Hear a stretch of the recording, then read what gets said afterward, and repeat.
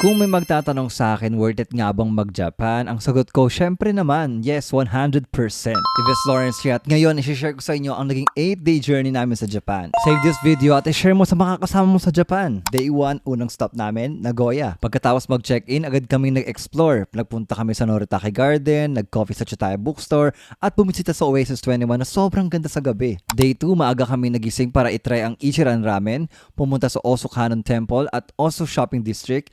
Sobrang aga namin kaya wala pang tao. Bago kami bumiyahe papuntang Osaka, dumaan muna kami sa Blue Bottle Coffee para may energy tayo sa maghapon. Sumakay kami ng Shinkansen from Nagoya to Osaka Station. Pagdating sa Osaka, shopping agad. Pumunta sa Own Days dahil nasira ang salamin ko. Sobrang hassle pero kailangan natin yan kaya goodbye 6K. Namili din kami sa Onitsuka Tiger at sa GU at sa gabi naman, in-explore namin ang nostalgic streets ng Shinsekai at umakyat sa Chutenkaku Tower. Day 3, isa to sa pinaka-special na araw ng trip. Nag-photoshoot kami sa Osaka Castle para sa aming first wedding anniversary.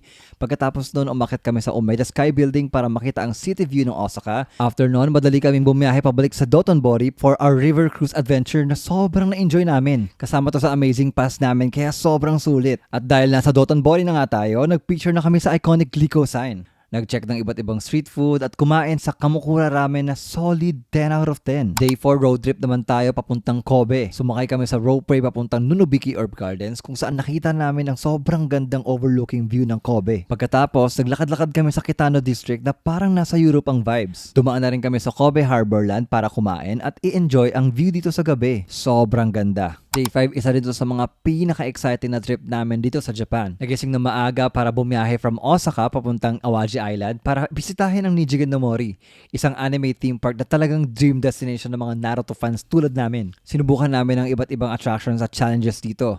Medyo mainit pero ang ganda ng paligid kaya nakakawala din ng stress at pagod.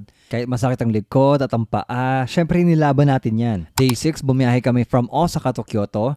Nag-iwan muna ng mga gamit sa hotel at nag-explore agad kahit maulan. Naglakad kami sa Fushimi Inari Shrine. Hindi na kami umakyat hanggang sa pinakataas dahil marami pa kaming gustong puntahan. Pagkatapos, pumunta kami sa Yasaka Pagoda at Ninenzaka kung saan kami nag-coffee break sa isang napaka-unique na Starbucks.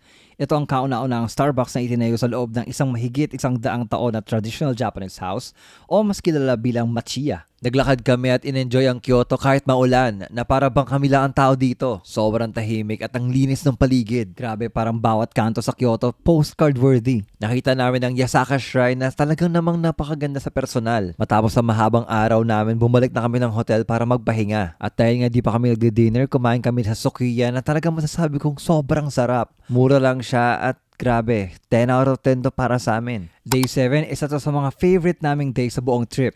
Habang bumabiyahe papuntang Inefficient Village, sobrang na-amaze kami sa ganda ng Kyoto countryside. Tahimik, malinis, at ang ganda ng view kahit nasa biyahe pa lang. Sobrang ganda pala talaga sa personal nitong Inefficient Village. Nakita namin yung mga traditional Funaya houses na nasa tabi mismo ng dagat. Ang linis, ang tahimik, parang ayoko na nga umalis dito eh. After that, sumakay kami sa Inebay sightseeing boat at isa to sa mga pinaka-fun na experience namin dahil nakakita kami ng mga gulls at kites na malapitan habang nag-cruise. Next stop namin ay sa Amanohashi dati, isa sa 3 scenic views of Japan.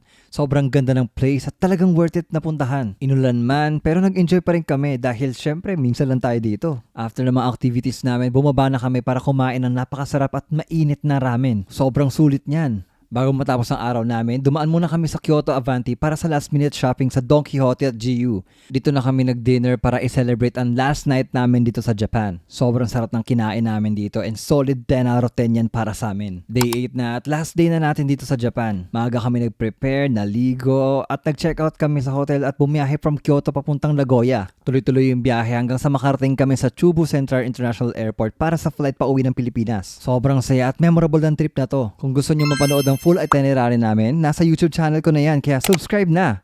Libre lang yan. So tara Japan, follow for more and see you on the next one.